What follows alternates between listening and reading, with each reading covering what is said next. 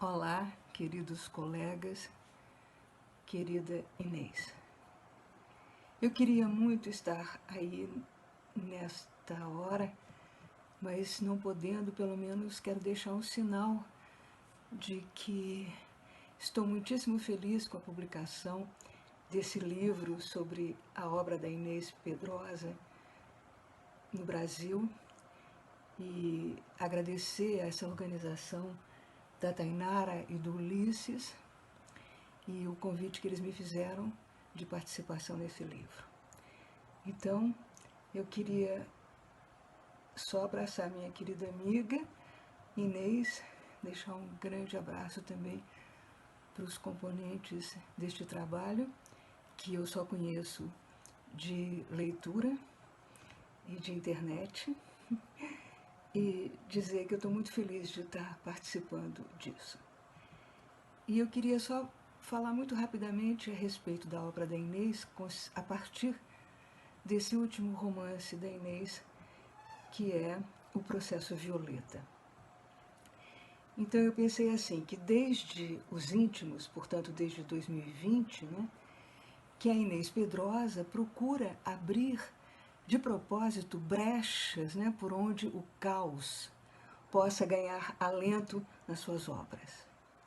E tanto é assim que o apelo para a descoberta de um novo tipo de organização já era proferido naquele romance por Ana Lúcia Soveral, a mesma personagem que depois vai aparecer no Processo Violeta, recém-chegada de lá dos Íntimos.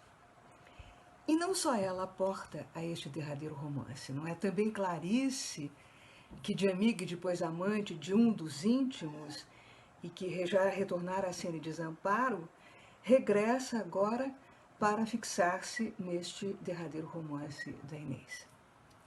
Trata-se, então, de uma jovem jornalista que se dedica a escarafunchar, a averiguar e elucidar para poder escrever a matéria que este romance de Pedrosa intitula, ou seja, a relação amorosa entre uma professora e seu aluno menor de idade, história através da qual Clarice vai atualizar para o jornal Insubmisso a versão do mito de Eros e Psique de Apuleio. Não por acaso, a Ana Lúcia Soveral citava naquela ocasião que temos de inventar uma ordem que permita a respiração do caos. E, de fato, nos Íntimos, essa calculada desarrumação para que isso pudesse ocorrer tomou corpo no manejo adotado pela Inês para adequar tal gênero literário à nossa época, ou seja, às condições da nossa pós-modernidade. Afinal, o fragmentário, o irregular, a aceleração do tempo, o anormal, as sobras, os fiapos, a liquidez, a oscilação de valores, a simultaneidade de estímulos, os mais diversos, parecem propiciar à história contemporânea o código literário que lhe mais é condizente. E o romance, tal concebemos a partir do romantismo, não representa mais a vida que levamos sob sistemas políticos que nos governam, os quais, malgrado tudo, escolhemos. O real passou à frente da ficção e tem ultrapassado há muito o verossímil. É como se o peso da atualidade acabasse por esmagar o seu simulacro e por transformar a realidade numa ficção ainda mais fremente e desenvolta que a própria ficção.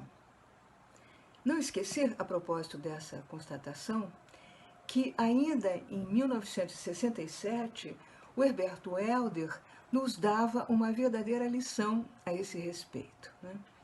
Em Retrato em Movimento, diante de um aquário que continha um peixe encarnado, o pintor, ao reproduzi-lo, surpreende o peixe se transformar de encarnado em negro.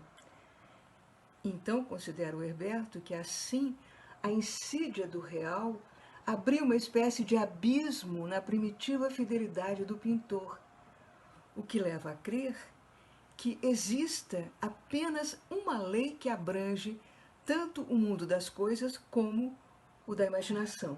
Essa lei, diz Herberto, seria a metamorfose. Assim compreendida a nova espécie de fidelidade, o artista pintou então na sua tela não um peixe preto nem um peixe vermelho, mas um peixe amarelo. Espero não simplificar muito se aventar que para retratar o tal peixe real, que portanto era vermelho, o artista se veja obrigado a pintá-lo amarelo, e isso depois de flagrá-lo negro, porque só assim o pintor é leal à realidade. E não seria também o caso de se perguntar agora como é que o romance de Inês Pedrosa obtém esse tom violeta?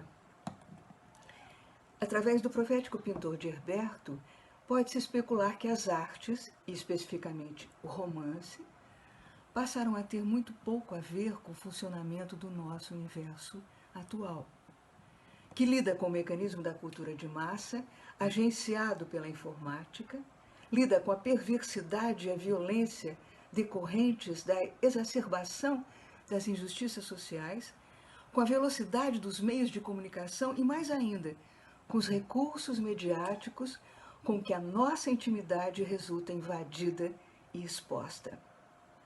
E o Covid-19 é, desta intromissão toda, a palpável e mortal metáfora mais escarnecedora e patética, não é?